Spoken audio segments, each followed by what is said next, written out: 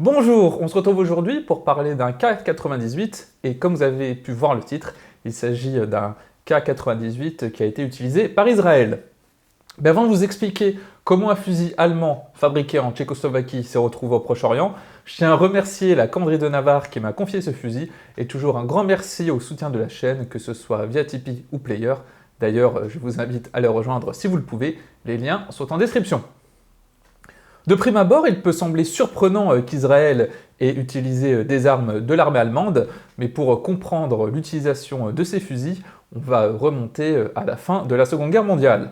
Après la guerre, l'organisation paramilitaire juive de Palestine, la Haganah, cherche à obtenir de l'armement pour poursuivre son développement et l'établissement d'Israël, car à l'époque, la zone est encore un protectorat britannique, et évidemment, l'achat de matériel doit se faire de manière clandestine pour ne pas alerter la Grande-Bretagne.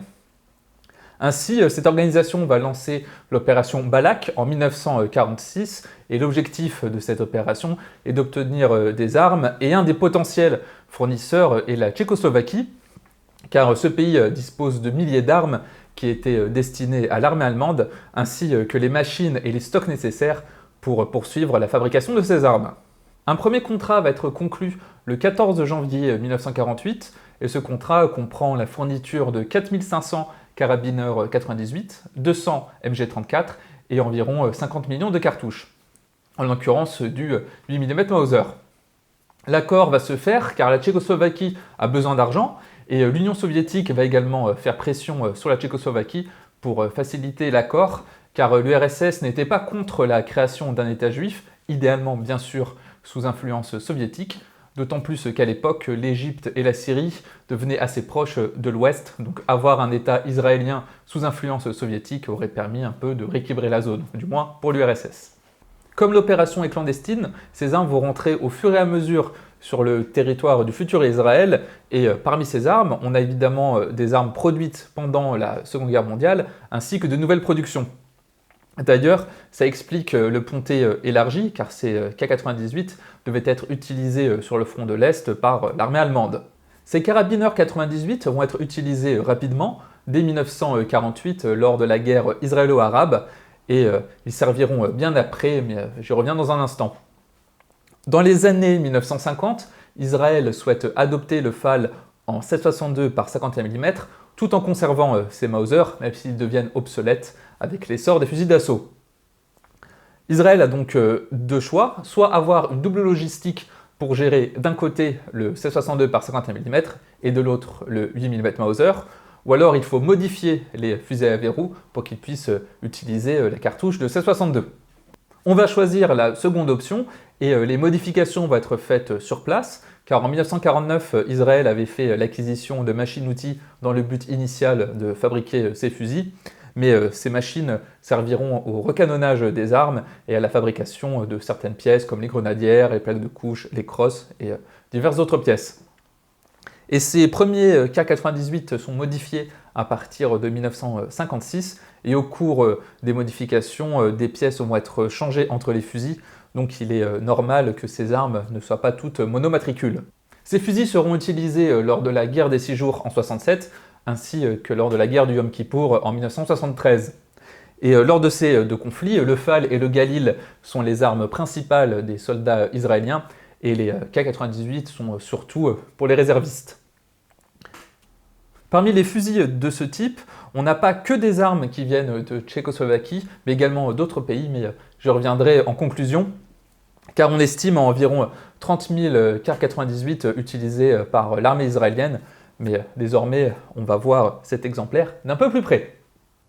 Comme cette arme était initialement prévue pour l'armée allemande qui combat sur le front de l'Est, on a une arcade de pontée élargie pour permettre de plus facilement utiliser le fusil avec des gants. Sur ce modèle, le guidon n'est pas protégé, mais ce n'est pas standard. Je pense que la pièce qui protège le guidon a dû prendre sa liberté à un moment.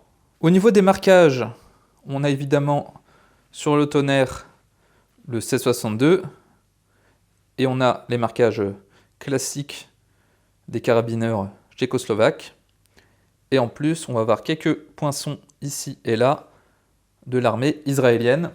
D'ailleurs, sur certains fusils, On a conservé les marquages de l'armée allemande. Il existe aussi des fusils avec les marquages allemands effacés, mais cela n'était pas une directive de l'armée israélienne, mais plutôt la décision de certains soldats ou de certaines unités. Lorsque l'arme est repartie en arsenal, on a changé le bois, et ce qui fait qu'on a une crosse avec les encoches pour bien prendre la main, et ces encoches n'existaient pas sur ce fusil quand il est sorti d'usine en Tchécoslovaquie. Et on a également frappé le calibre à la base de la crosse, comme on peut le voir ici. La plaque de couche à l'arrière est également une production israélienne et n'est pas identique aux plaques de couche tchécoslovaques. J'ai pu lire qu'à cause du C62 un peu plus large que le 8 mm Mauser, on a une capacité réduite à 4 cartouches, mais personnellement je ne rencontre aucune difficulté à en mettre 5 et l'arme semble cycler sans problème. D'ailleurs, lorsque j'ouvre la culasse, on peut voir qu'on a un élévateur qui est un peu plus court, ainsi qu'un bloc devant la chambre, car le C62 autant est un peu plus court que le 8 mm Mauser. D'ailleurs, les plus observateurs d'entre vous auront vu qu'il n'y a pas d'extracteur sur ma culasse. Malheureusement, il s'est fait la malle, et c'est pour ça qu'il n'y aura pas de séance de tir, car j'ai pas envie de mettre une cartouche et d'avoir un étui bloqué dans la chambre. Ce sont environ 30 000 K98 qui ont été utilisés par Israël. Une partie a été fabriquée par la Tchécoslovaquie. On a également la FN qui en a produit pour Israël, et la Suède et l'Éthiopie en ont également vendu. Dans les années 1970, l'armée israélienne va commencer à se débarrasser de ces armes et les revendre notamment au Guatemala et aux États-Unis.